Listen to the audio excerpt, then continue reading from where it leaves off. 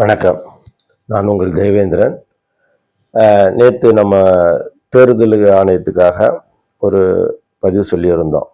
அதாவது போஸ்ட் ஆஃபீஸையும் தேர்தல் ஆணையம் நினைச்சாதான் மக்களுடைய தொடர்பும் தேர்தல் ஆணையத்தினுடைய தொடர்பும் ஒருங்கிணைக்க ஒரு வாய்ப்புன்னு சொல்லியிருந்தோம். அதை தொடர்ந்து நீங்கள் அந்த முதல் இதை பார்க்கணும். எப்பயுமே பார்த்துட்டீங்கன்னாக்கா இதை பார்த்தா உங்களுக்கு புரிய வரும். ரெண்டையும் கன்ஃபியூஷன் பண்ணிக்காதீங்க. அதை பார்த்துட்டு இதை பார்க்கணும். ரெண்டையும் பாருங்க, அப்பதான் உங்களுக்கு இதனுடைய தெளிவு தெரியும். ஒண்ணு.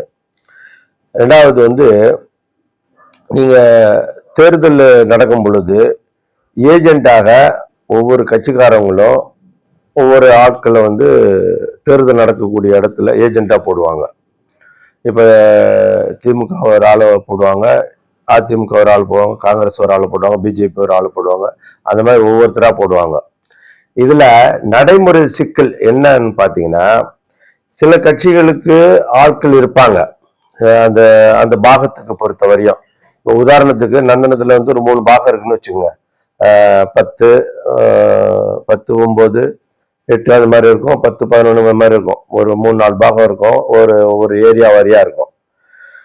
அந்த பாகத்துக்கும் ஒரு பூத்துக்கும் ஒருத்தர் உட்காரும் பொழுது இவங்களே வெவ்வேறு இடத்து ஒரு ஆட்களும் போடுவாங்க, அதே ஆட்களும் போடுவாங்க. ஆனா அது அவங்களுக்கே சில நேரங்களில் புரியாது.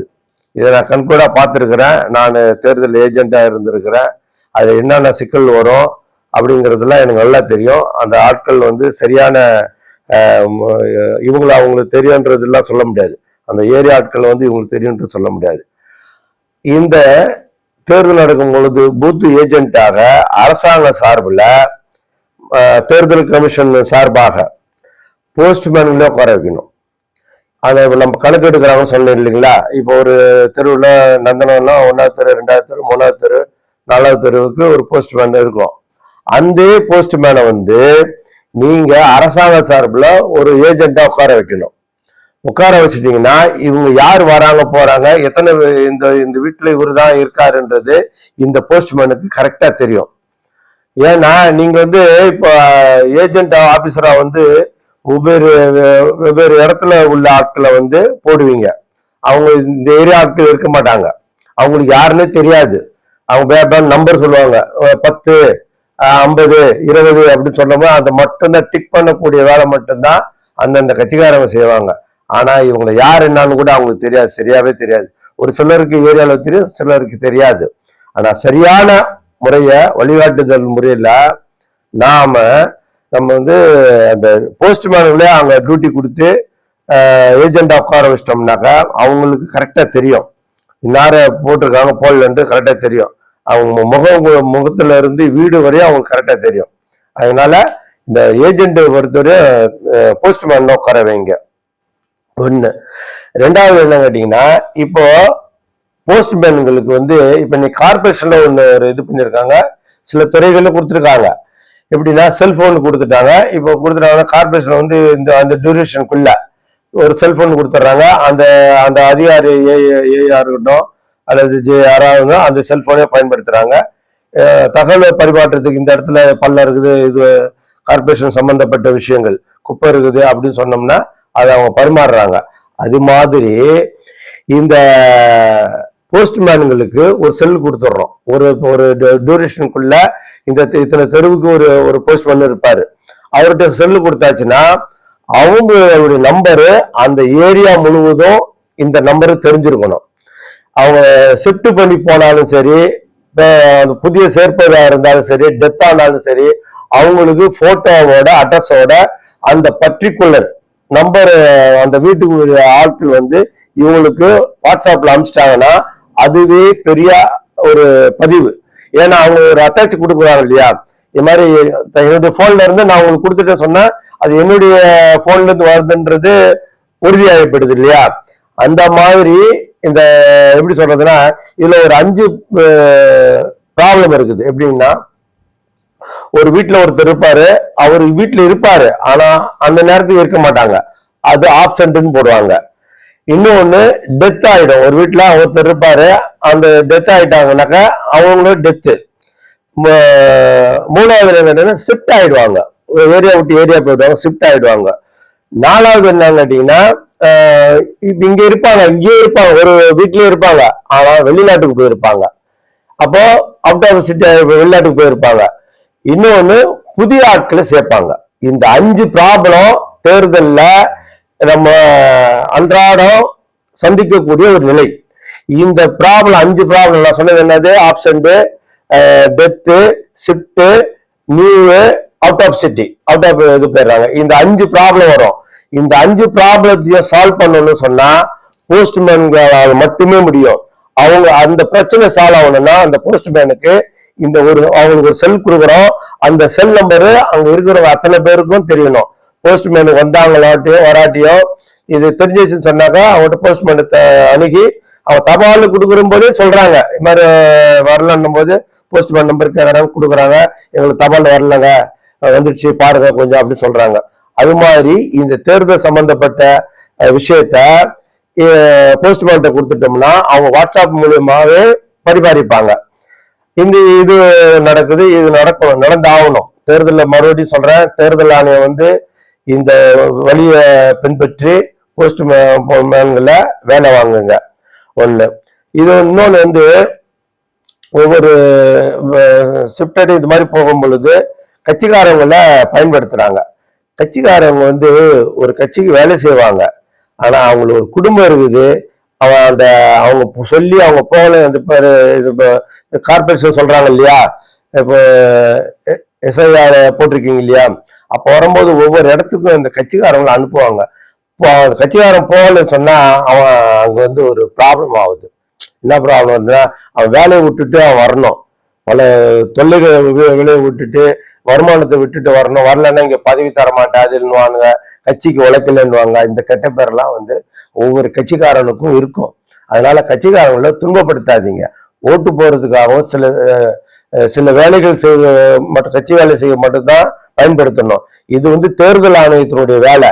இதை கட்சிக்காரன் பண்ணணும்னு நினைச்சாக்க தேர்தல் ஆணையம் வழிமுறைகளும் அந்த விதிமுறைகளும் சரியா அமைக்கலன்றது பொருளாயிடுது.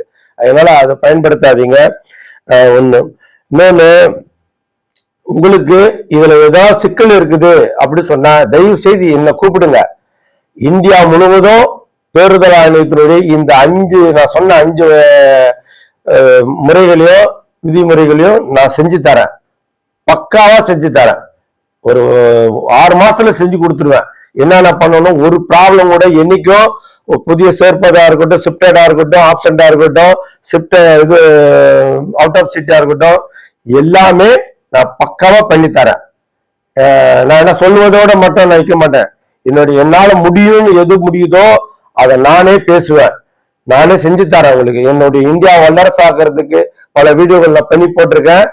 இந்தியாவே வல்லரசாக்க முடியும், இதையும் சரி பண்ண முடியும்.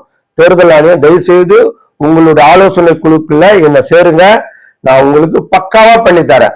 பட் அது மட்டும் இல்ல, பொதுமக்களுக்கு ஒரு வேண்டுதல் ஒண்ணு வைக்கிறேன். என்னன்னு கேட்டீங்கன்னா, நீங்க தேர்தல் கமிஷனை குற்றம் சொல்லக்கூடாது. எப்படி குற்றம் சொல்ல? இப்ப நான் சொல்றேன்ல, இதை என்ன ஏத்துக்க சொல்ல வைங்க. பொதுமக்களாகி நீங்க தேவேந்திரனுக்கு இது தெரியுது, அவரை ஏத்துக்கிட்டு செய்ய வைங்கன்னு நீங்க சொல்லுங்க.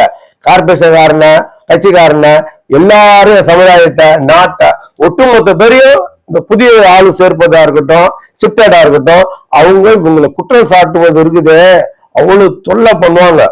நான் அனுபவிச்சிருக்கிறேன் அதை. அதனால இந்த பதிவை பார்த்து என்ன தேர்தல் ஆணையம் ஒரு உறுப்பினரா, ஒரு குழுவா, அந்த ஆலோசனை குழுவில என்ன போடுங்க, நான் பக்காவா பண்ணித்தரேன் உங்களுக்கு.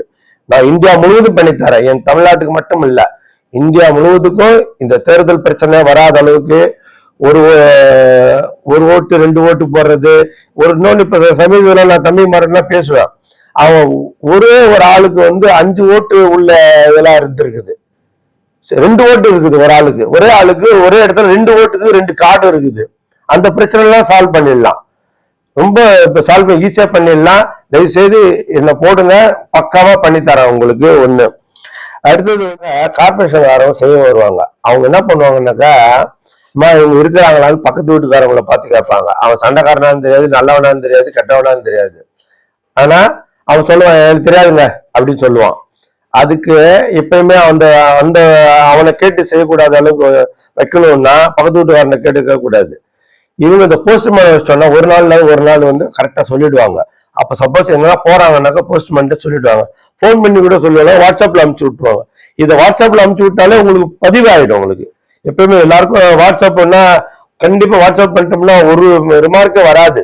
அவங்க ஷிஃப்டடா இருக்கட்டும், டெத்தா இருக்கட்டும், எதுவா இருந்தாலும் அந்த போஸ்ட்மேனுடைய வாட்ஸ்அப்புக்கு அவங்க பகிர்ந்துக்கலாம்.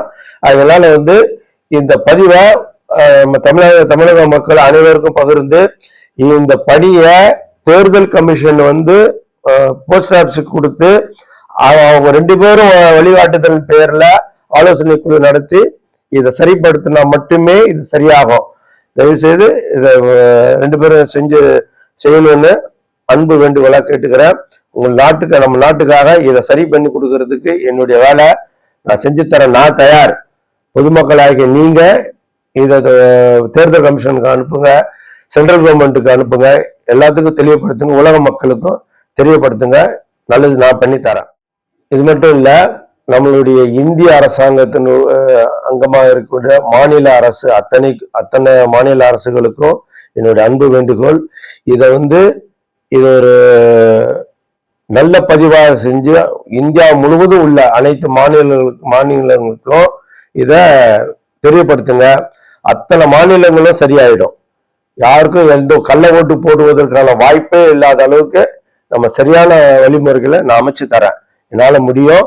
தயவுசெய்து அடியனுக்கு இந்திய அரசாங்கமும் அனைத்து மாநில அரசாங்கங்களும் நம்ம இந்திய மக்களும் ஒத்துழைப்பு தந்து எனக்கு ஆதரவு தரும்படி அன்போடு கேட்டுக்கொள்கின்றேன்.